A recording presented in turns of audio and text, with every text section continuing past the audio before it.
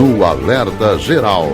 Bate-papo político com os jornalistas Luzenor de Oliveira e Beto Almeida. Uma segunda-feira com muito sol na região metropolitana de Fortaleza e também no interior do Ceará. E tem notícias que interessam a muita gente. A tesoura do governo federal está sendo preparada para corte de benefícios previdenciários com irregularidades. A estimativa dos técnicos do Ministério do Planejamento e do Ministério da Fazenda aponta que em 2025 serão necessários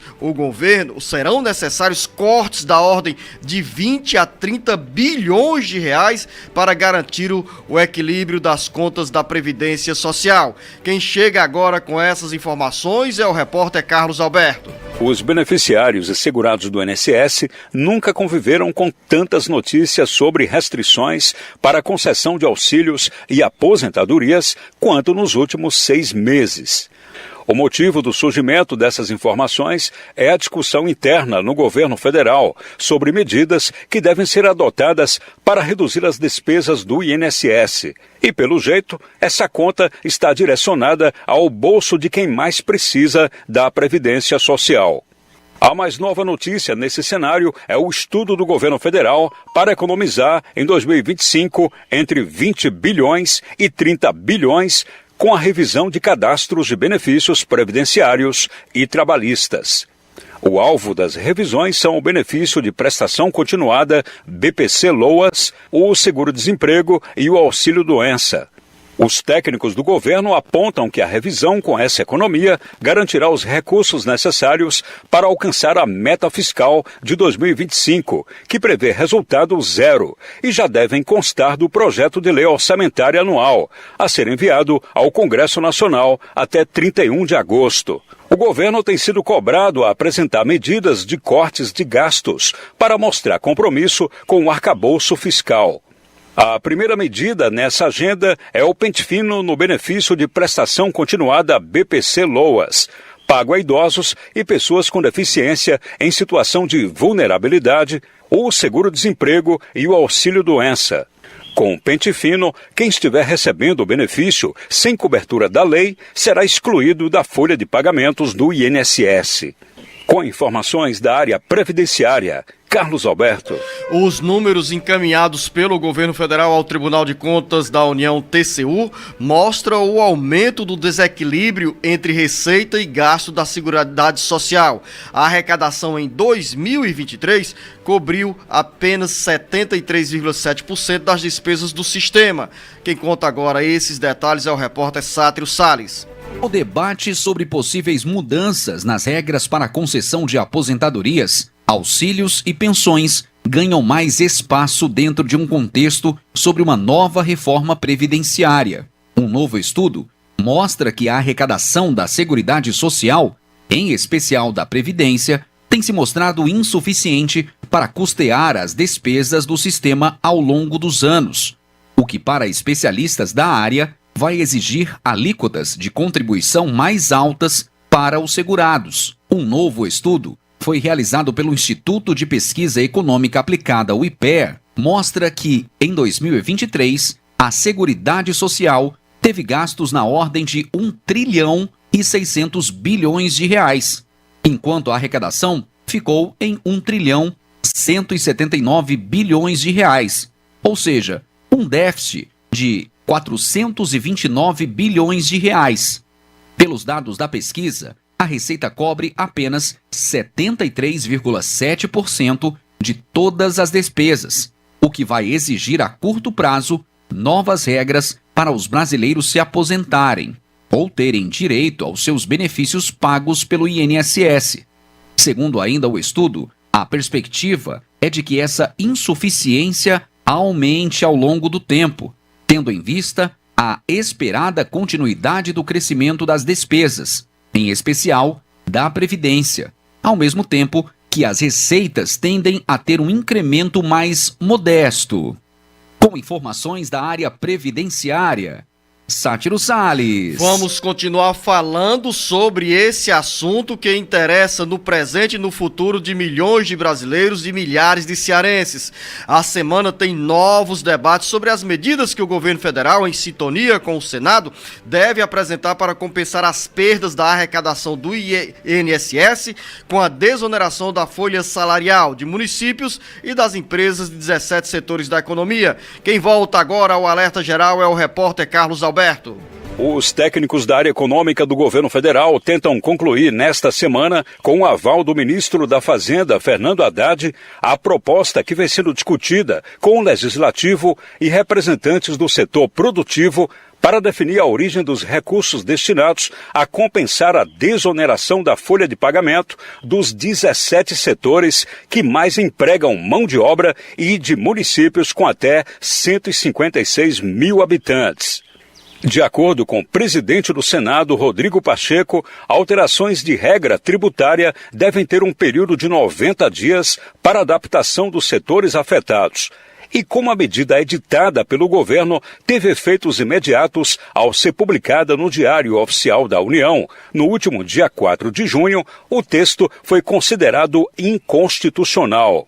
Entre as propostas em discussão no Senado estão o refinanciamento de multas aplicadas pelas agências reguladoras às empresas concessionárias de serviços públicos, repatriação de recursos mantidos no exterior e uso de depósitos judiciais esquecidos. Para o ministro da Articulação Política, Alexandre Padilha, essas sugestões não são perenes, mas podem compor uma cesta de medidas para compensar a desoneração. A redução da alíquota previdenciária para os municípios com até 156 mil habitantes representa, em 2024, um desfalque de 10 bilhões de reais nos cofres do INSS. Com informações dos bastidores políticos, Carlos Alberto. Um pouco do que temos nessa pauta da área previdenciária, jornalista Beto Almeida, com informações que podem gerar preocupação a beneficiários do auxílio-doença, do seguro-desemprego e também do BPC, benefício de prestação continuada. O governo federal prepara, sim, essa tesourada em benefícios que apresentem irregularidades e, ao mesmo tempo, na agenda do Congresso Nacional está a discussão sobre os caminhos que devem ser encontrados para a União diminuir o prejuízo, o impacto negativo da desoneração da folha salarial. São notícias que mexem com os bastidores da Previdência Social e que têm reflexo na vida de quem contribui e também de quem não contribui, porque espera o BPC. Jornalista Beto Almeida, bom dia. Beto Almeida, a análise política com credibilidade e isenção. Bom dia, Luzenor. Bom dia aos nossos ouvintes. Eu gostei aí do apanhado, Luzenor, porque são dois assuntos, vamos dizer assim, dois temas, apesar de nós termos tido 3 entradas aí dos repórteres explicando essa situação, mas mostram as pontas, como elas são equidistantes assim, porque de um lado nós falamos exatamente da investida do governo federal no corte de benefícios previdenciários, como é o caso do BPC, e também na outra ponta nós temos essa preocupação, ou pelo menos uma tentativa, né, de ver como, na realidade, tratar muito essa questão dos benefícios fiscais que são concedidos para empresas, órgãos públicos. E olha, nós não estamos falando de uma conta baixa não, Luzenor. Você sabe o seguinte, a gente viu isso aqui, o próprio presidente Lula disse que teria ficado mal impressionado com um total de 600 bilhões de reais.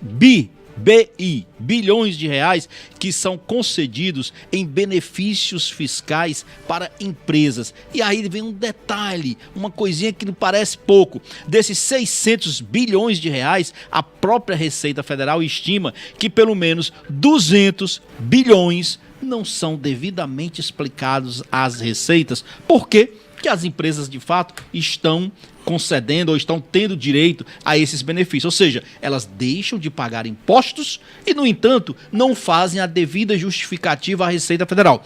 É um ponto que a gente olha, pelo menos, de que o governo está tentando equilibrar essa balança que só tem pesado de forma negativa, Luzenor, para o pobre. Essa que é a verdade. Porque quando se fala em ajuste nos benefícios da Previdência Social, a gente fala num temor que cai sobre muitas famílias que hoje tem sim nesse benefício, nessa questão de ajuda da transferência de renda, um ponto para a sua sobrevivência. É claro que existem irregularidades. O governo tem dito que vai tentar focar exatamente nas irregularidades. Mas olha, eu quero dizer aqui para o nosso amigo Paulo Bacelar, que aos sábados está sempre aqui fazendo orientações, não vamos com tanto temor não, porque quem não deve não teme. Se você foi injustiçado pelo corte, vá à justiça, porque isso também é um direito de todo mundo. Jornalista Beto Almeida, mesmo com toda essa pauta aí, nós temos uma semana de esvaziamento no Congresso Nacional. Tem muita gente aí que optou pelas quadrilhas juninas e a esquecer o plenário da Câmara e do Senado. Exatamente. Falo isso porque na participação dos nossos repórteres, também o relato sobre a agenda de debates que passa pelos plenários da Câmara e do Senado. Exatamente, Luciano. Essa última semana do mês de junho, hoje, por exemplo, é São João, aí daqui a pouco, dia 29, São Pedro. Então, essa última semana do mês de junho, tradicionalmente, é uma semana que o Congresso Nacional costuma ficar esvaziado. A agenda, ela é liberada e os parlamentares já foram, inclusive, liberados para ficarem em suas bases eleitorais, principalmente aqui no Nordeste, né? Onde essa tradição junina é muito forte. E no último mês, agora de junho, a última semana, ela ganha ainda mais força por conta exatamente do encerramento de muitas dessas festas juninas. E aí você pode dizer o seguinte, vai ficar o Congresso totalmente parado? Praticamente. É o seguinte, além dessa questão das festas juninas, o presidente da Câmara dos Deputados, ele também está numa viagem já marcada para a Europa. Vai para Portugal, vai participar de um evento lá. Então, Arthur Lira liberou de assuntos mais polêmicos. Não quer dizer que não haja alguns temas, algumas discussões em comissões. E como é que vai se dar isso? E até votações. Porque é o seguinte, ele liberou e algumas coisas poderão ser votadas via remota, ou seja, numa participação remota dos deputados, onde não necessariamente eles precisam estar lá presencialmente no plenário da Câmara e também do Senado Federal. É claro que tudo isso, a gente diz o seguinte, as comissões vão funcionar? Vão. Mas não tem nada polêmico, não tem nada que seja tão decisivo, nada que vá tirar o eixo político de Brasília do sério nesta semana, Luziano.